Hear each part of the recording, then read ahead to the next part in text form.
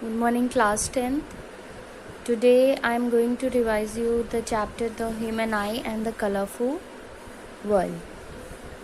देखिए, इस चैप्टर में बहुत ज़्यादा नहीं है कि आप जैसे इसमें बहुत कुछ दिया है तो अगर आप सोचें कि सब कुछ पढ़ना है तो इतना ज़्यादा नहीं पढ़ना है.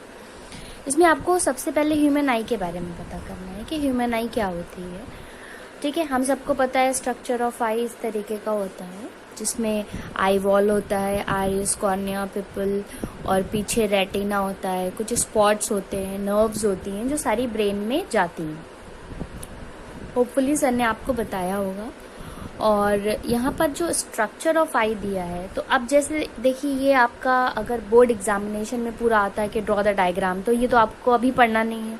ठीक है, तो ये अभी पढ़ना नहीं है तो उस बारे में अभी हम डिस्कस नहीं करेंगे क्योंकि हमारा क्वेश्चन पेपर ऑप्शनल होगा तो डायग्राम वगैरह तो नहीं आएंगे, तो वो आपको नहीं देखना है. अब आपको पढ़ना क्या है, आपको जैसे ये जो जितने भी पार्ट्स दिए हैं, कॉर्निया, आइरिस और ये आपका रेटिना, इन सब के बारे में आपको पढ़ना है. Pupil, islands, retina, aqueous humour, vitreous humour, इन सब के बारे में पढ़ना है कि क्या क्या होता है. जैसे रेटिना क्या होती है, जो ये स्क्रीन होती है, जो इमेजेस होती हैं वो रेटिना पे बनती हैं. जो आई लेंस होती है वो कौन सी लेंस होती है, कॉन्वेक्स लेंस होती है. होल जो बीच में होता है आइरिस के उसे प्यूपल बोलते हैं. तो इस तरीके से आपको इसके बारे में लर्न करना है. जैसे ये आपको शॉर्ट फॉर्म में दिया होगा, the space between cornea and eye lens is called. ठीक है, इज कॉल्ड. फिर ऑप्शन दे दिया आपको aqueous humour, vitreous humour, retina, तो क्या होगा, एक्वस ह्यूमर होगा. ठीक है, the space between eye lens and retina is filled with, तो ये आपका हो जाएगा जैसे space between cornea and eye lens, cornea और आई लेंस के बीच का स्पेस एक्वस ह्यूमर से होता है, आई लेंस और रेटिना के बीच का वाइट्रस ह्यूमर से होता है. तो आपको ये याद रखना है. ठीक है, अगर ये पूछ लिया space between eye lens and retina is, फिर ऑप्शन दे दिए तो आपको वाइट्रस ह्यूमर देखना है. अब यहाँ पर वर्किंग ऑफ आई को भी आप ऐसे शॉर्ट में एक एक लाइन में देख लीजिएगा कि क्या होता है, कैसे होता है. Iris regulate the amount of light, तो ये पूछ सकते हैं कि which organ regulate the amount of light entering the I. So option will be, correct option will be iris. ठीक है, then role of internal muscles of the eye, the ciliary muscles control the curvature of eye lens. ठीक है, तो ये जैसे short में आपसे पूछा जा सकता है कि which control. इसी तरीके से पावर ऑफ अकोमोडेशन में जैसे आपको ऐसे बोल दिया जाएगा the ability of an eye to focus the distance object is called. अब आपको दे दिया जाएगा अनअकोमोडेशन, पावर ऑफ अकोमोडेशन. ठीक है, तो आप उसको लिखेंगे पावर ऑफ अकोमोडेशन. तो इस तरीके से आपको बस ये एक एक लाइन में देखना है. नियर पॉइंट क्या होता है, फार पॉइंट क्या होता है, रेंज ऑफ विजन क्या होती है. ठीक है, for a normal I the distance of distinct vision is 25 centimetre. ठीक है, तो ये सब के बारे में आपको एक एक उसमें अच्छे से ध्यान देके पढ़ना है कि क्या हो सकता है. फिर आपका जैसे है defects of vision and their correction, तो इसमें जो मेनली आपको पढ़ना है वो शॉर्ट साइटेडनेस, माइओपिया और लॉन्ग साइटेडनेस, हाइपरमेट्रोपिया के बारे में ही पढ़ना है. बाकी ये सब कुछ नहीं. कलर ब्लाइंडनेस सिंपल सा, जब आदमी किसी भी कलर के बीच में डिफरेंस नहीं कर पाता है तो उससे क्या होती है, कलर ब्लाइंडनेस होती है. तो आपको जो यहाँ पर देखना है निकट दृष्टि दोष और दूर दृष्टि दोष, शॉर्ट साइटेडनेस और माइओपिया, और आपको देखना है लॉन्ग साइटेडनेस और हाइपर मेट्रोपिया. तो शॉर्ट साइटेडनेस क्या होता है, short sightedness is the defect of eye due to which eye can not see the distanced object. होता देखिए शॉर्ट साइटेडनेस है, लेकिन इंसान क्या नहीं देख सकता है, दूर की चीजें. ठीक है, तो अपोजिट होगा. ऐसे करके आप याद रखिएगा. देखिए किसी भी चीज को अगर याद करने का आप एक फैक्ट बना लेंगे तो आपको वो ज्यादा अच्छे से याद होगा. जैसे हमने देखा कि हमारी आई के दो डिफेक्ट होते हैं. एक होता है शॉर्ट साइटेडनेस जिसे बोलते हैं माइओपिया. ठीक है, एक होता है लॉन्ग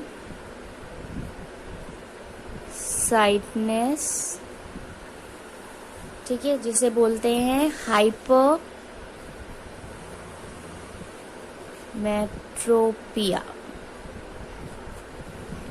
ठीक है, तो शॉर्ट साइटनेस और लॉन्ग साइटनेस क्या होता है?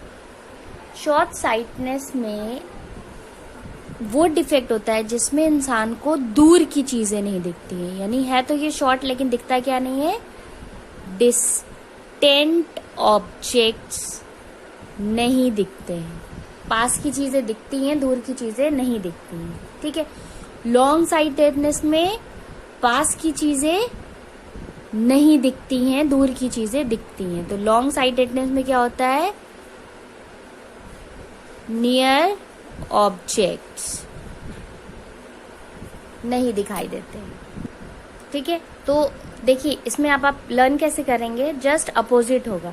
जब किसी इंसान को शॉर्ट साइटनेस या मायोपिया होगा तो वो पास की चीजें देख सकेगा, ठीक है, और दूर की चीजें नहीं देख सकेगा। ठीक, और होता क्या है, हम ये तो सोचते हैं कि शॉर्ट साइटनेस है यानी वो पास की चीजें नहीं देख सकता है, तो उल्टा होता है, वो पास की चीजें देख सकता है, दूर की चीजें नहीं देख सकता। लॉन्ग साइटनेस है तो वो दूर की चीजें देख सकता है, पास की चीजें नहीं देख सकता। अब जब आपको शॉर्ट साइटनेस होगा तो आप जो स्पेक्टिकल यूज करेंगे उसमें जो लेंस होगी वो कौन सी लेंस होगी, कॉनकेव लेंस। तो ये आपको याद रखना है कि it is corrected bye concave lens and it is corrected by convex lens. तो इस तरीके से एक शॉर्ट से आप याद रखेंगे कि अगर आपको शॉर्ट साइटनेस है तो कॉनकेव लेंस। अब देखिए ये लेंस क्या है, कॉन्वेक्स, इसमें सिर्फ 6 अल्फाबेट है और कॉनकेव में कितने अल्फाबेट है, 7 अल्फाबेट। तो जब आपको शॉर्ट साइटनेस होगी तो जो लंबे अल्फाबेट वाला लेंस है वो आपको यूज करना पड़ेगा, क्योंकि आपके पास शॉर्ट है, कमी है, तो आपको ज्यादा अल्फाबेट वाला लेंस यूज करना पड़ेगा।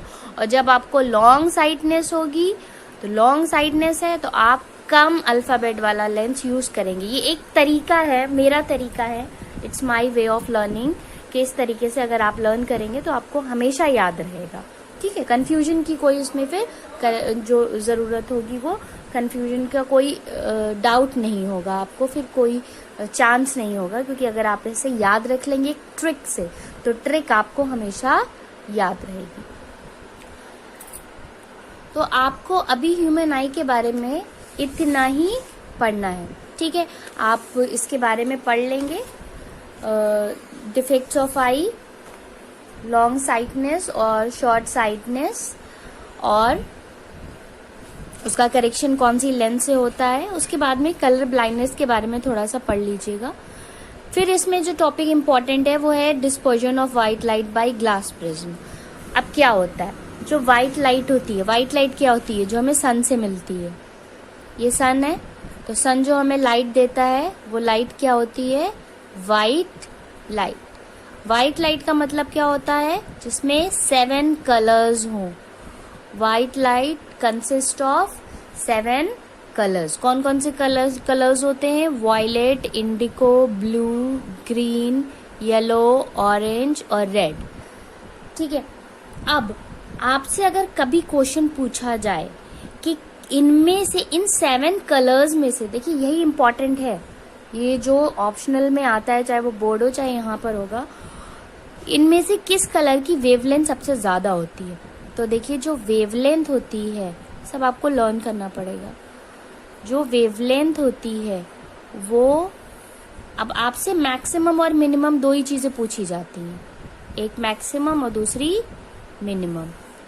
तो जो वेवलेंथ होती है वो किस कलर की मैक्सिमम होती है और किस कलर की मिनिमम होती है। ठीक है, तो किस कलर की मैक्सिमम होती है, वेवलेंथ रेड कलर की मैक्सिमम होती है। किस कलर की मैक्सिमम होती है, रेड कलर की मैक्सिमम होती है। और किस कलर की मिनिमम होती है, तो क्या बचा हमारा, वॉयलेट। देखिए ये रेड और ये वॉयलेट, इन्हीं के बीच में कंपटीशन होता है, बाकी ये जो तीनों ये पांचों कलर हैं ये इनके बीच में होते हैं। तो एक चीज रेड की ज्यादा होती है, एक चीज वॉयलेट की कम होती है, एक चीज वॉयलेट की ज्यादा होती है, तो वही चीज रेड की कम होती है। तो वेवलेंथ मैक्सिमम रेड की होती है और मिनिमम वॉयलेट की होती है। ठीक है, अब दूसरी क्वालिटी है आपकी, तो दूसरी चीज है आपकी स्पीड। स्पीड किसकी मैक्सिमम होती है? स्पीड भी रेड की मैक्सिमम होती है और वॉयलेट की मिनिमम होती है। ठीक है, फ्रीक्वेंसी किसकी मैक्सिमम होती है? अब यहाँ पर उल्टा हो जाएगा, फ्रीक्वेंसी रेड की मिनिमम होती है और वॉयलेट की मैक्सिमम होती है।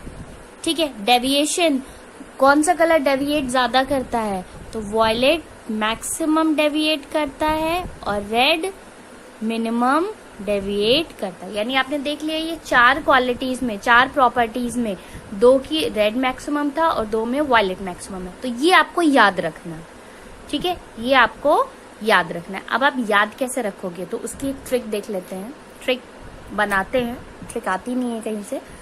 तो ट्रिक क्या हो सकती है? देखिए, वेव लेंथ।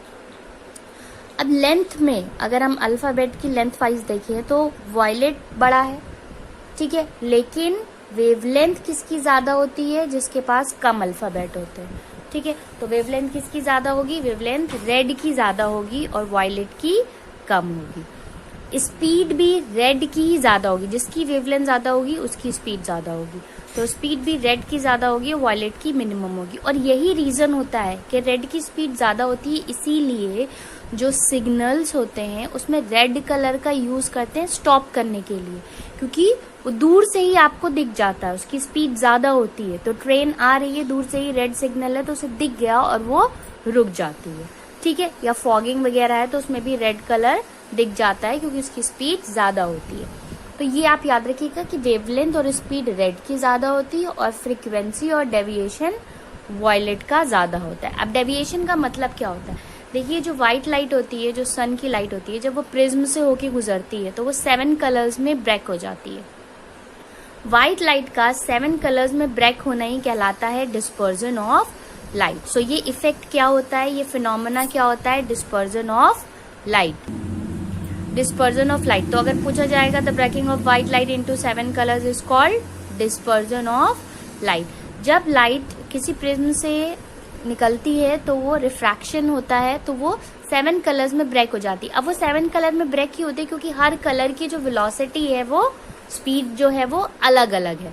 ठीक है, तो हर कलर की स्पीड अलग है, तो ग्लास के अंदर हर कलर अलग अलग स्पीड से चलता है, जिसकी वजह से उसका रिफ्रैक्टिव इंडेक्स भी अलग अलग होता है और हर कलर अलग अलग एंगल से डेविएट होता है। अब कौन सा कलर इसमें लीस्ट डेविएट होता है? तो लीस्ट डेविएशन कौन किसका है? रेड कलर का है। रेड कलर देखिए लीस्ट डेविएट होता है और सबसे ज्यादा डेविएट कौन सा होता है? Violet colour. तो यही है डेविएशन। डेविएशन मतलब which colour passing through the prism deviate least? Red. And which deviates maximum?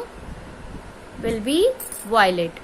अच्छा, यहाँ पर एक चीज और छूट गई है, रिफ्रैक्टिव इंडेक्स।